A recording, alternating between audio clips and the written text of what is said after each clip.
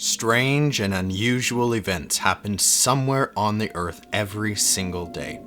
No doubt there is almost always a logical explanation. Sometimes the mystery is easily solved, but other times we are left to ponder the reason why. This book contains several puzzling stories. It is up to you whether or not to believe them. Hey there, my name is Dalen, and welcome back to another exciting book launch. This time, we're releasing Footsteps in the Walls and Other Mysteries. The author, Charlotte Evelyn Sloan, introduces her latest book. Are you the detective type? I put this picture on the cover of our new book, Footsteps in the Walls and Other Mysteries. It's a picture of a buffalo skull, and I spied it when I was walking on the shores of Miquelon Lake. It was just lying there in the shallow water, and so I took the picture, and as I did, I was thinking, how did that beast die and when? And if you have an inquisitive mind, I suppose when you see things, all kinds of questions buzz through your head, as they do with me. Are you curious as a cat? In this book, we have 23 stories, mystery stories that happened on the prairies, and they will make you think. Just to give you a taste of what the stories are in this book, Footsteps in the Walls, the ladies here are going to read the titles. There are 23 stories, and here we go. Are you a detective? Dragonflies in Taiwan. The light in Grandpa Billy's car. A baby for Katie Holmes, story 1. A baby for Katie Holmes, story 2. A tuk-tuk, just in time. A baby crying in the night. Ocean on the prairie. Black Angel. Footsteps in the wall. Ned Walker's horses. The dying chickens. A fur coat in July. A plumeria blossom. Toddler in the wheat field. Treasure in the cellar. Wait, here. Fog on the river. When Lassie hid the pups. Who said that? Take me home. High and lifted up. A wet night on the highway. Donkey come home. And a farewell note. I wonder which story will be your favorite. I love this book, and I think my favorite story in the book is about the footsteps in the wall. And it shows that there are often logical explanations for the things that we're afraid of. These are great stories to read to your kids, and they're entertaining to read for yourself. You'll enjoy it. So here's a little sneak peek in the mystery book. Our first story is The Light in Grandpa Billy's Car.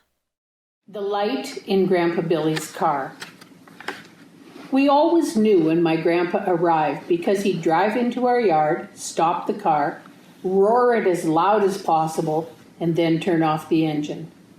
After he was gone, we missed his daily visits. Grandpa Billy died in September.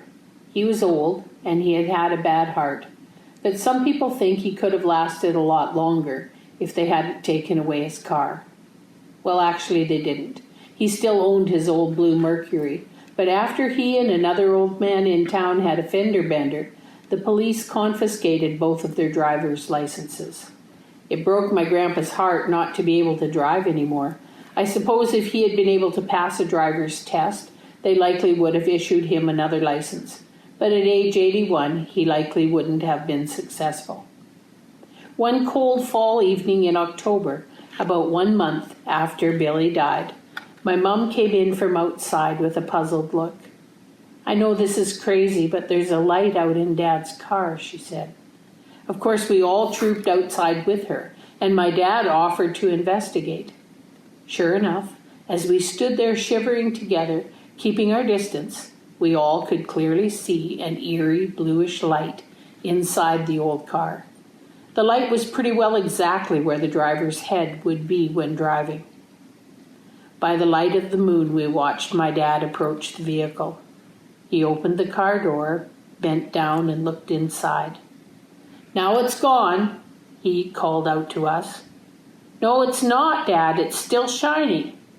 He checked the other side of the car and opened that door too.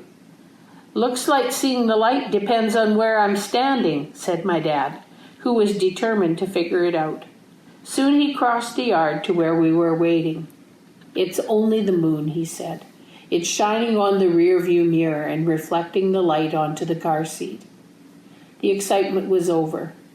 I looked over my shoulder. The pale blue light was still there. Strange happenings often have a practical solution. We hurried back into the warm house.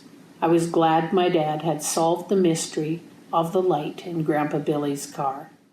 This book is interesting to me because all the stories are true. And they are mysteries that we lived. And I think about particularly the one about my grandpa's car and the light in it, because Grandpa lived with us in the months preceding his death. And when my mom saw that light in his old car, it was like scary for all of us. And as my dad went out and got closer and closer, and then he said, "It's gone." We were backing out. "No, it's not. It's still shining."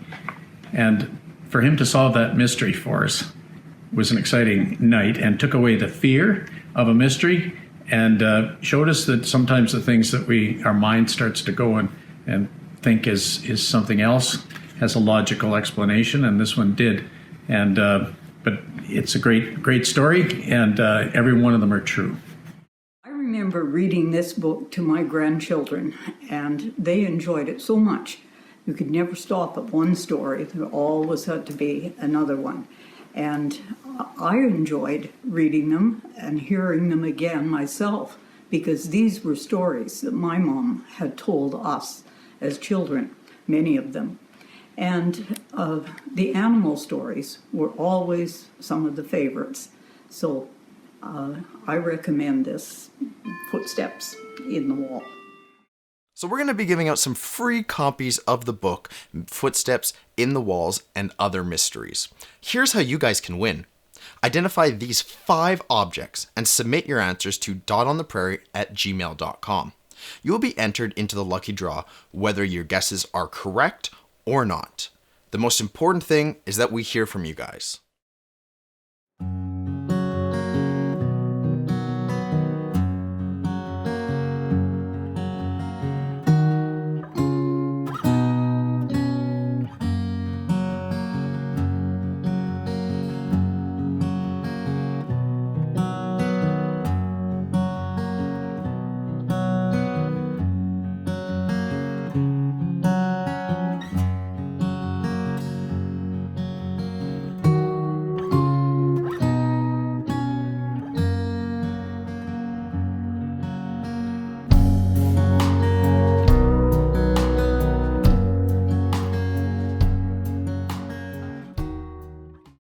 So you guys are probably wondering how you can get your hands on a copy of this amazing new book.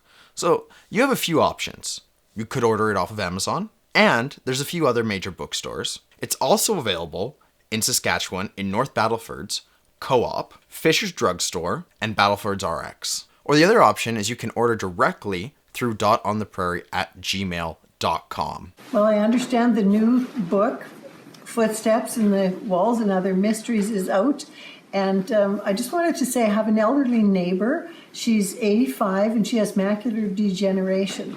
And she's just not up for longer books anymore.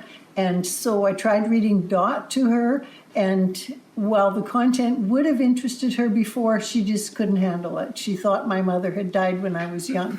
So I decided the mysteries would be a better one for her. So night after night when I get together with her, I've read her those mysteries, and she's really enjoyed them. So not only for children, but for older people, they're very good.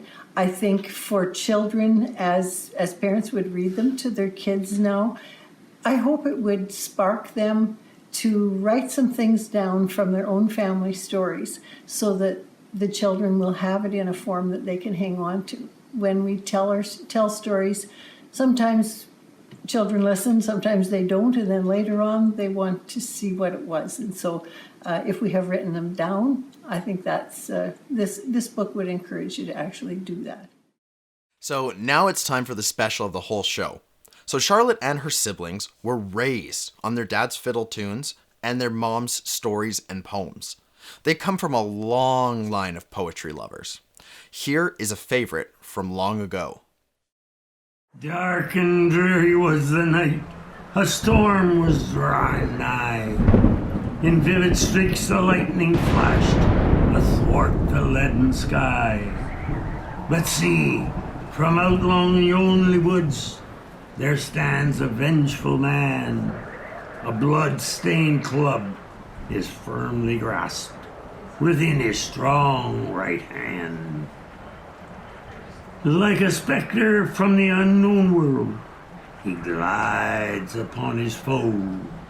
A murderous look gleams in his eye as he readies for the blow. The club is raised, and then, alas, it falls with sickening thud. And there upon the dark cold ground lies murdered a potato bug. Well, I'm a teacher in a kindergarten to grade 4 classroom, and we've been fortunate to have Charlotte Sloan come in and via Smartboard tell us some of the stories from this brand new book and talk to us a little bit about being authors and about writing.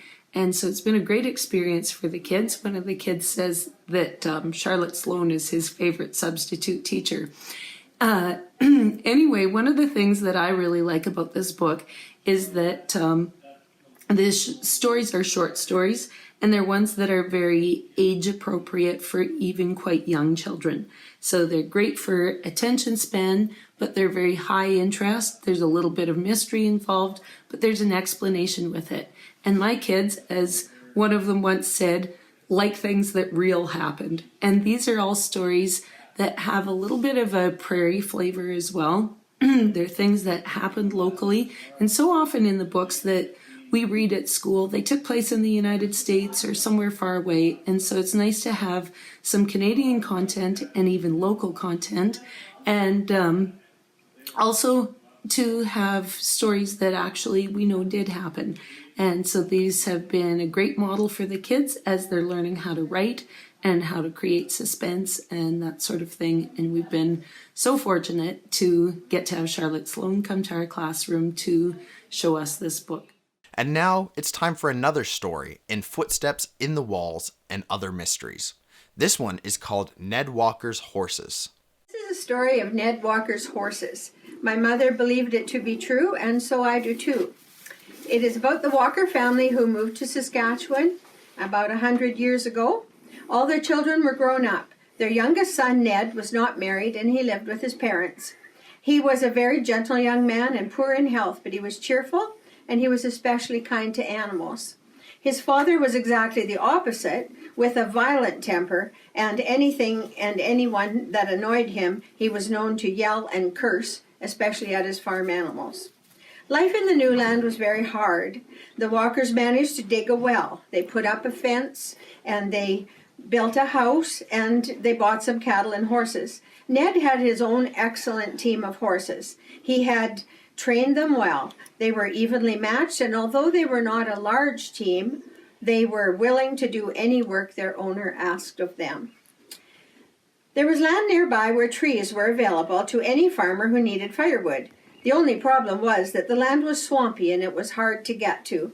Mr. Walker and Ned waited until the ground froze in the winter, and then they cut down a lot of trees.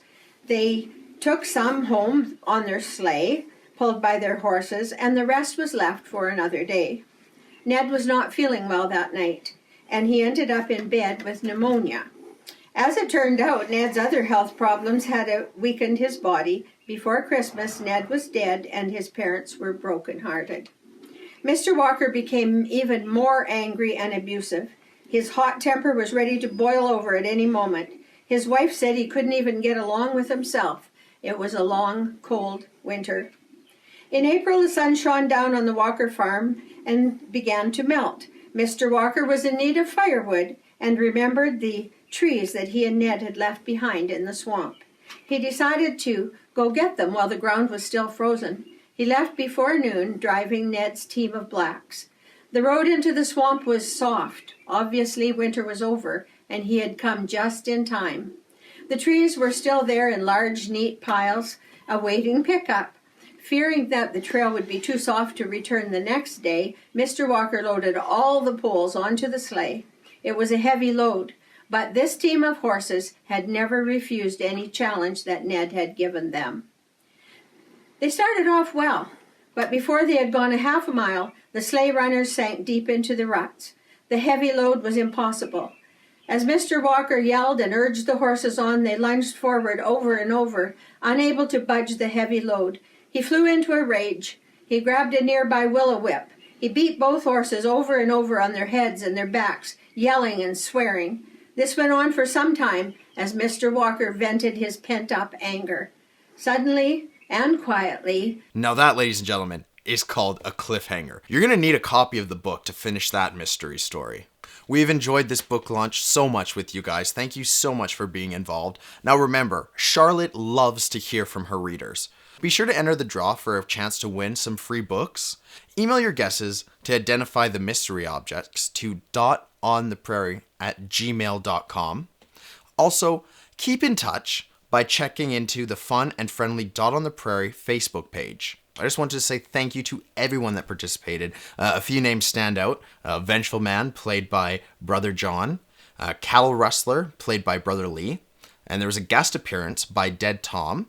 And everyone else who participated. It has been an amazing book launch, and I hope you really enjoyed it. My name is Dalen Cooper. Thank you so much for joining us. And you can check out my other video work or get in contact with me for future video work at the email address on the screen here.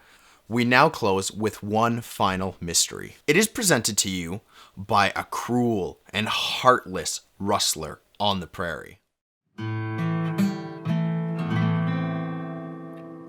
In the middle of the prairie, well, a story they would tell. In the days of old when that rustler pulled rode forth, and he'd laugh with his fiendish yell.